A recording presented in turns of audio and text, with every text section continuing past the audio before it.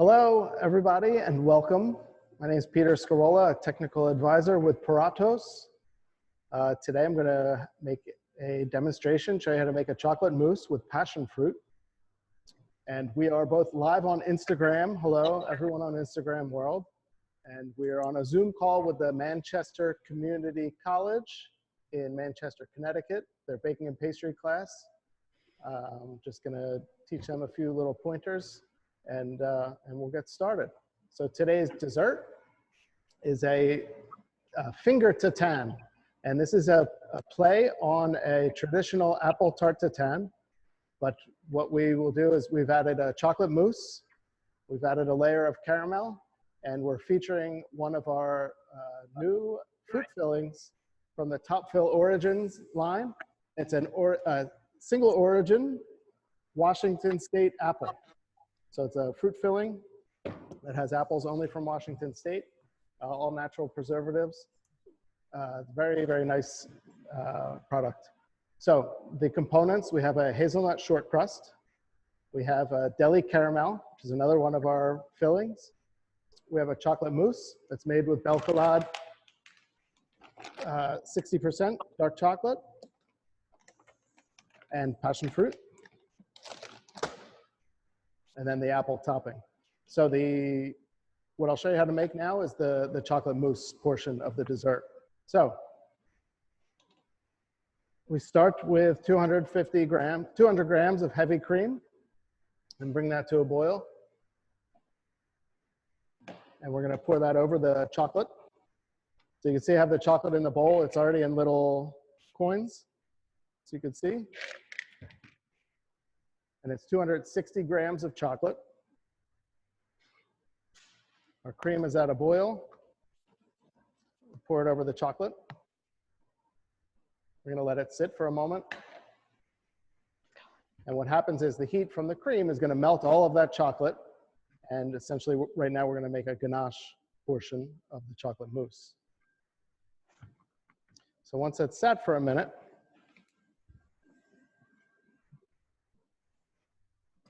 we're going to whisk it together, break it up a little bit.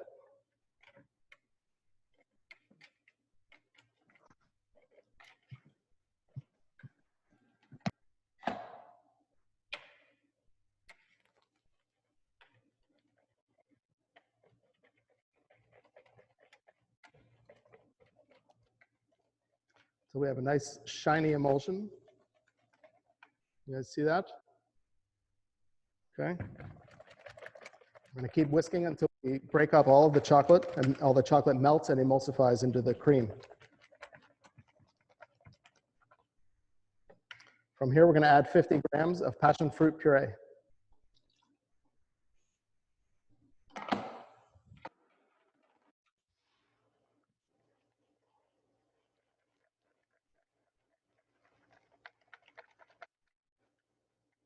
Okay, can you guys smell that? No? I have 250 grams of soft whipped cream. And the cream is important that it's not whipped too much. If you whip it too much, you lose volume in your mousse. Okay, if you under whip it, you'll have a soupy mousse. It's not going to set properly. So this is kind of a soft peak.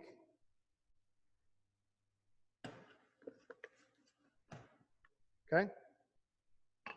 And the important step in making the chocolate mousse is the temperature of the chocolate. If your chocolate mixture, your ganache, is too hot, you're going to melt all of that cream. And then you'll have a soupy mousse, and it's not pleasant.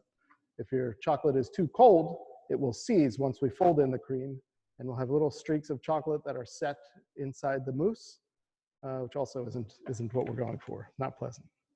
So ideally, you want to look between 88 and 95 degrees Fahrenheit for this mixture. We're at 90 right now. So what we're going to do is we're going to add a third of the cream. I like to whisk that in. What that does is just lightens up the ganache a bit. Okay. Get rid of our whisk. And we'll add another third of our cream.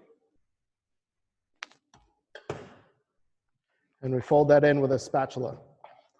And like this, we keep the air that's inside the cream. So we have a nice, light, fluffy mousse. And lastly, the last third of the heavy cream.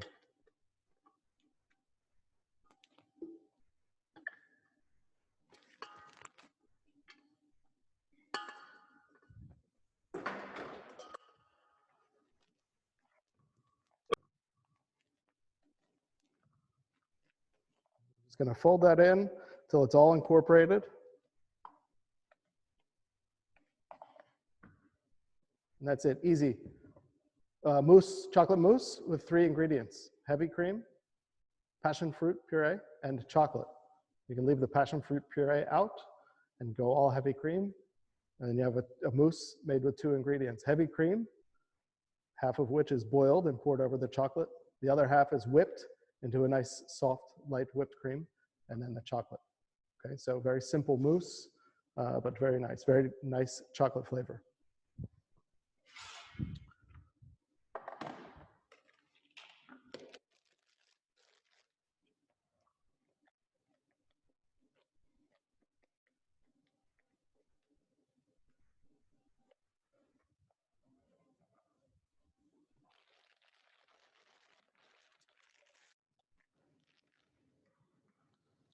Now with this mousse, you can make a verrine, a little glass. You can serve it in a glass, in a bowl. You can pipe it into a mold, which we're going to do here, and then freeze it, and then unmold it so you have a nice shape, and it will hold up nice. You can use it for a cake filling. Sky's the limit with the mousse.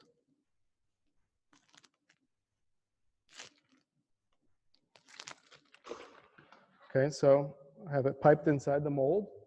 Then I'm going to take some of our deli caramel filling. I'm going to pipe it inside the mousse. Sure. Okay, so there's a question on Instagram about where we get the molds. These molds are made from, I believe, Demarl, but also Silico Mart has really nice, makes very nice molds. But if you look online, if you go to, if you look online for silicone molds for pastry chefs, I believe pastrychef.com has some nice molds. So then we're going to take an offset spatula and just smooth that out a little bit and scrape off any excess.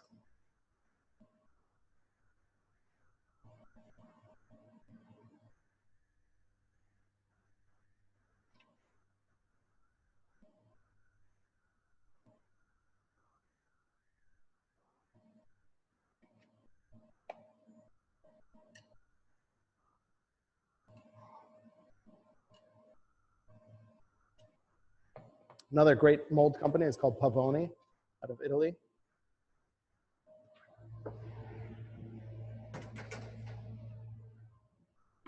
Okay, so we pop that into the freezer until it sets.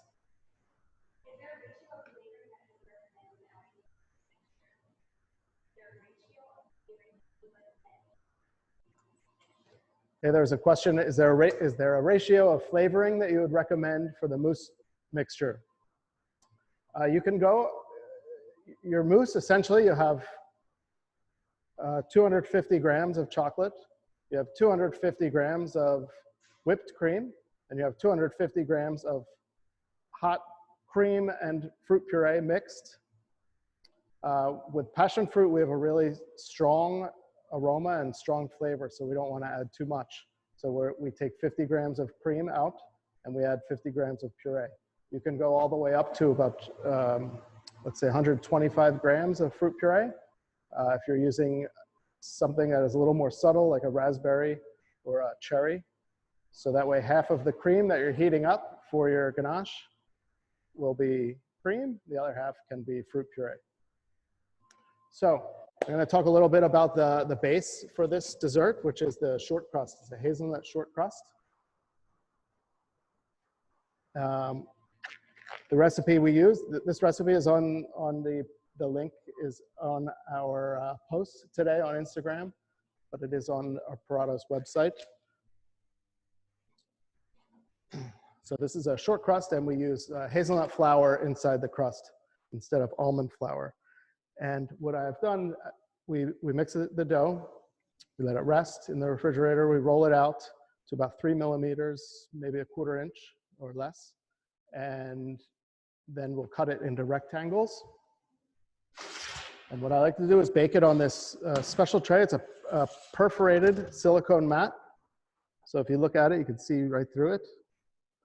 Okay, and then we put that mat on a perforated tray. So it has a sheet tray with holes in it, on the mat with holes in it. And what this does is ensures a nice even bake because the air circulates underneath your tray and on top of your tray. And what you're left with, you have a nice texture on your short crust. I'm not sure if you can see that or not, but it does have a nice little texture, and it bakes really nice and even. Okay. So for our apple layer, I'm not going to demonstrate this, but I'll talk about it. I took 500 grams of our top fill apple origins, Washington State apple, and added 10 grams of gelatin. Take the gelatin sheets, hydrate them in ice cold water until they're soft and pliable.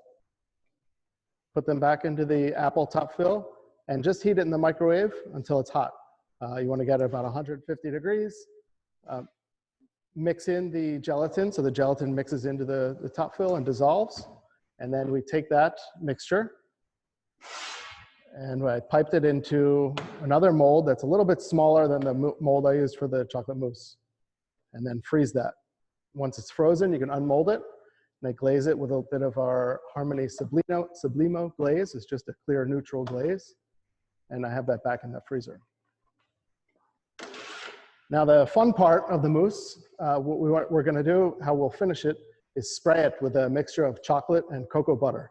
So we have, again, our dark chocolate is 60% chocolate, equal parts chocolate and cocoa butter. We melt it to about 100 degrees Fahrenheit, and then we put it in a paint sprayer, and we're able to spray it on the frozen chocolate mousse. And once it hits the chocolate mousse, the spray, it sets up immediately and gives it a nice velvet appearance to the chocolate mousse. So.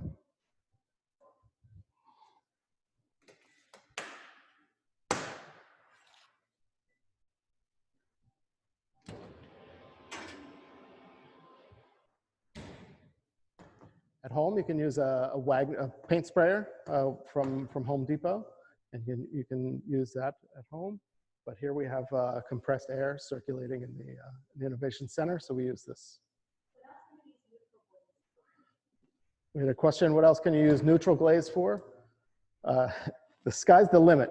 Neutral glaze is really good for glazing any kind of fruit tart, fruit topping. You would use a neutral glaze to glaze Danish. You could use it on top of cheesecakes. You can mix it, add some fruit puree, and use it as a jelly layer inside of a cake. Lots of uses.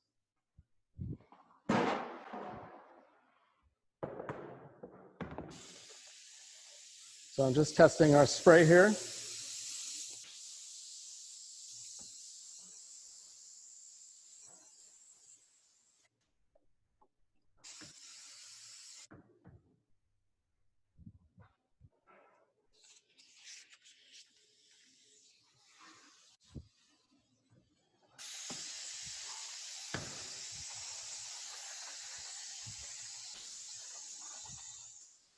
Okay. So you can see I have a bit of chocolate spray there. Good to go.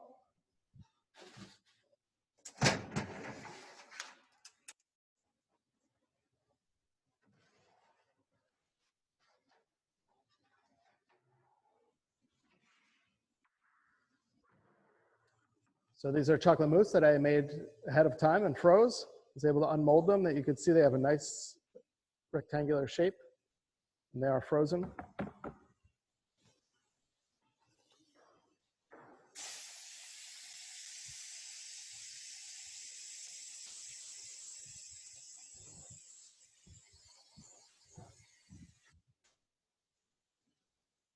Bear with me.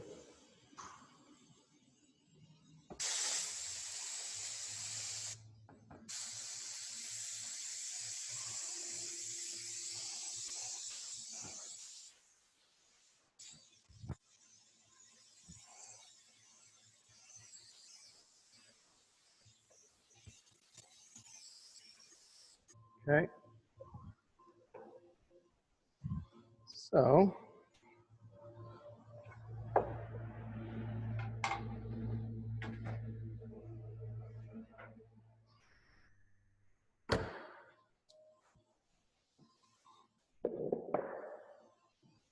you can see our mousse. I'm not sure if you can see that or not. A nice velvet texture on the top from the spray. Okay. So now to assemble the dessert, we have our short crust.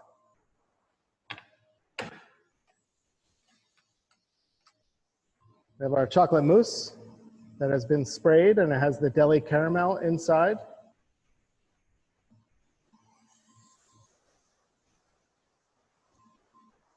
And it's still frozen, so it's a bit easier to move. You don't want to touch it with your fingers because you'll leave fingerprints on it. So what I'll use is a toothpick and an offset spatula.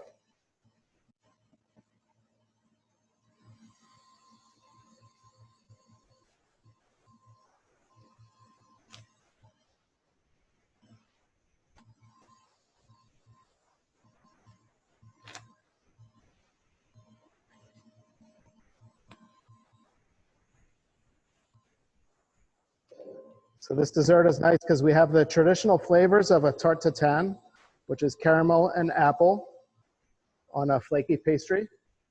But we have the addition of chocolate, and it's lightened up a bit with the passion fruit.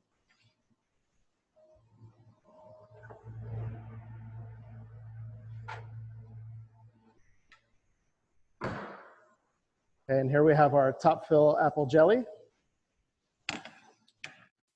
And I'm going to use the same technique, a toothpick and an offset spatula.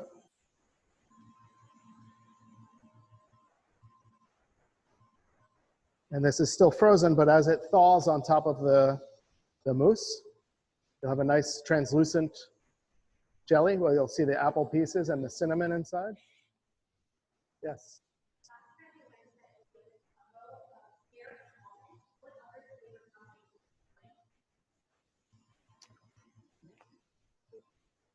That's a good question. So someone asked what flavor combinations I like.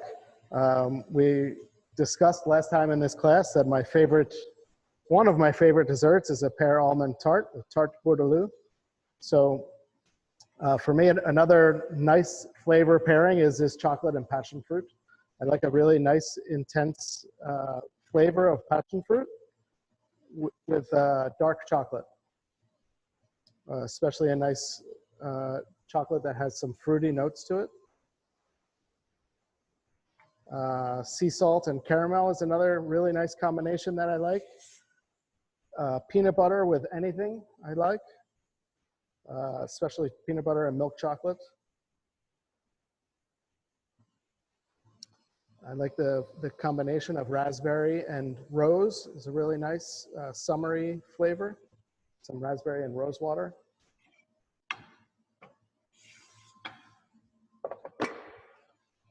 Okay, so here we have the hazelnut short crust, chocolate mousse, and the top fill apple jelly on the top.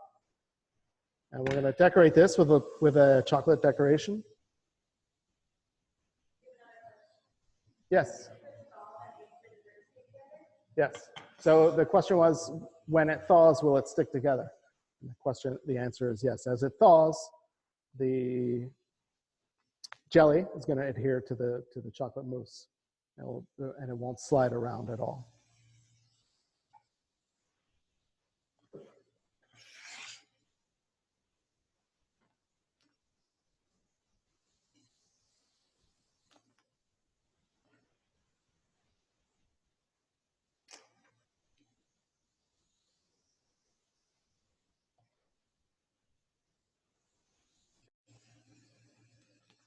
And The decoration on the top here is made with some Belcola dark chocolate.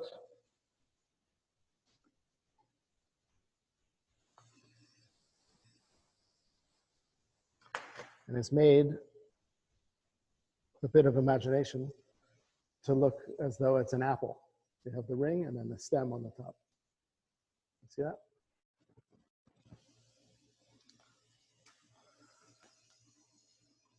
So this is our chocolate passion fruit apple finger tatin.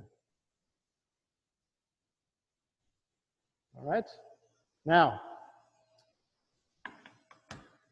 the hard part is waiting for it to thaw to taste it. Okay, so we'll let it sit here. If we have any questions, I'll open it up for questions and open up the discussion.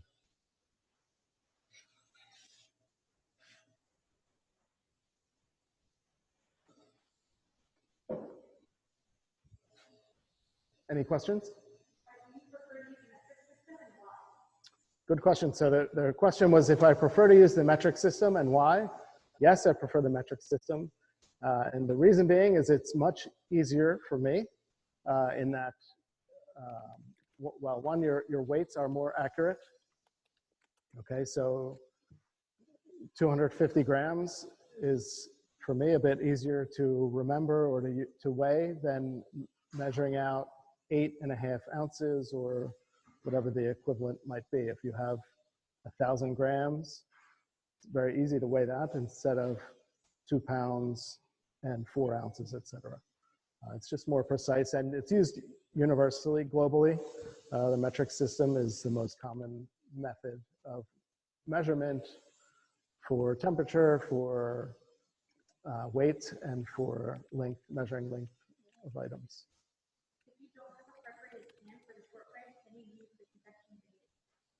Yes, if you don't have a perforated pan, you certainly can use the regular sheet pan in a convection oven. It works well.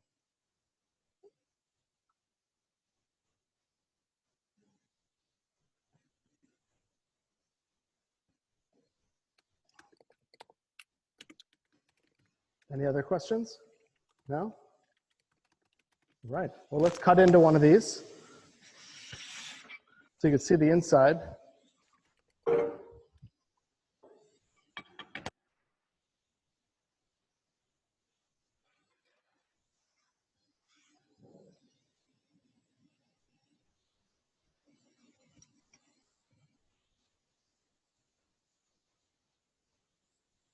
So you can see here you have the short crust, a little layer of deli caramel, chocolate passion fruit mousse, then your top fill origin Washington State apple jelly. Okay, 2 more questions.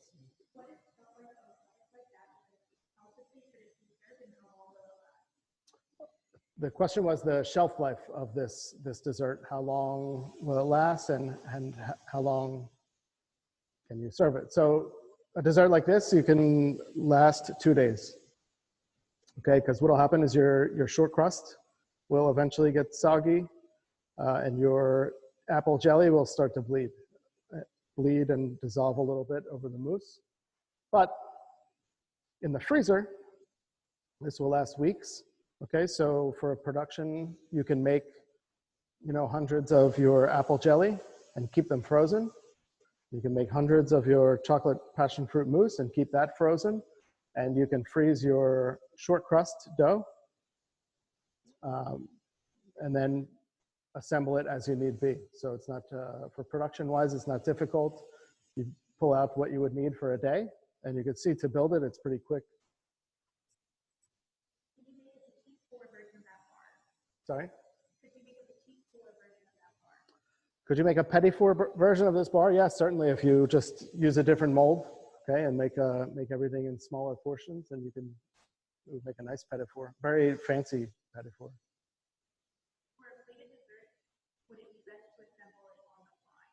For a plated dessert, would it be best to assemble it on the fly?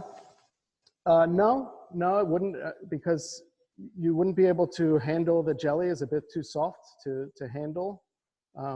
However, you could change the format for a plated dessert.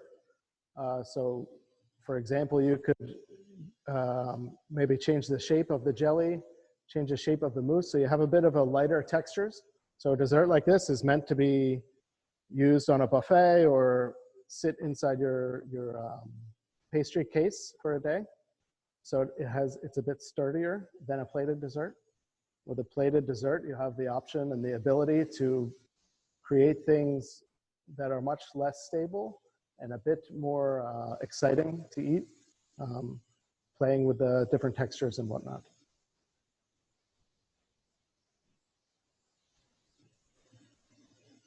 All right. Well, thank you so much for taking the time out of your day to watch this demonstration. I hope you enjoyed it. I hope everybody learned a few things, and it was really nice seeing everybody. And hopefully we'll do it again soon. Stay safe and healthy, everyone. Thank you. Bye-bye.